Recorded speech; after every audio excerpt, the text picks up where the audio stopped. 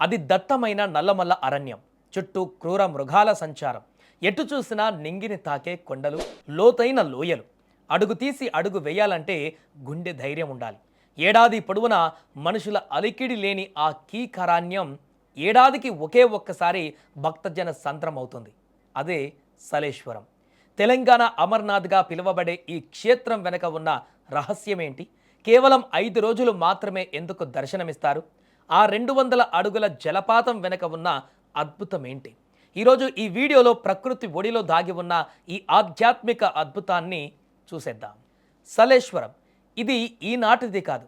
దీనికి వేల ఏళ్ల చరిత్ర ఉంది. చారిత్రక ఆధారాల ప్రకారం ఈ ఆలయాన్ని 6వ లేదా 7వ శతాబ్దంలోనే నిర్మించినట్టుగా తెలుస్తోంది.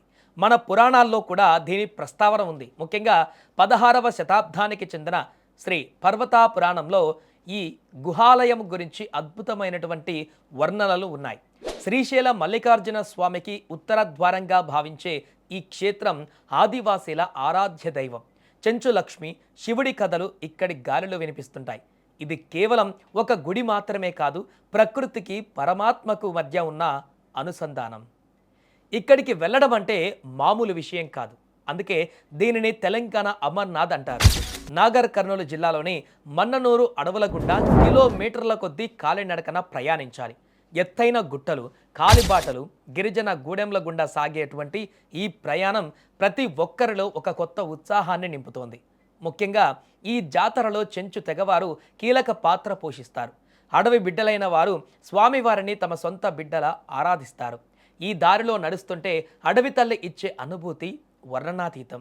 ఇక ఈ యాత్రలో హైలైట్ 200 అడుగుల ఎత్తు నుండి పడే పాలధార లాంటి జలపాతం. ఒక లోతైన లోయలోకి దిగిన తర్వాత పైన ఆకాశం నుండి జాలువారుతున్నట్లుగా కనిపించే ఈ జలపాతం ముందు నిలబడితే భక్తుల కష్టాలన్నీ మాయమైపోతాయి. భక్తుల నమ్మకం ప్రకారం ఈ జలపాతపు నీరు నేరుగా లోపల ఉన్న లింగమయ్య పాదాలను తాకుతూ ప్రవహిస్తోంది. ఆ గుహలో పరమశివుడిని దర్శించుకోవడం ఒక జన్మధన్యమని భక్తులు భావిస్తారు. ఏడాది మొత్తం మూసి ఉండే ఈ గుహ తలుపులు కేవలం 3 నుంచి 5 రోజులు మాత్రమే భక్తులకు అనుమతి ఉంటుంది.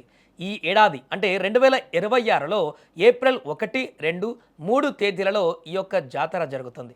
మండు టెండల్లో కూడా నల్లమల్ల చల్లని నీడలో ప్రకృతి ఒడిలో లింగమయ్య నామస్మరణతో మారుమోగిపోతుంది. మీరు కూడా సాహస యాత్రికులైతే, ఆధ్యాత్మిక ప్రేమికులైతే జీవితంలో ఒక్కసారైనా చూడవలసిన క్షేత్రం సలేశ్వరం. అయితే గుర్తుంచుకోండి, ఇది ప్లాస్టిక్ రహిత మండలం. అడవిని కాపాడుకుంటూ మన సంస్కృతిని గౌరవిద్దాం.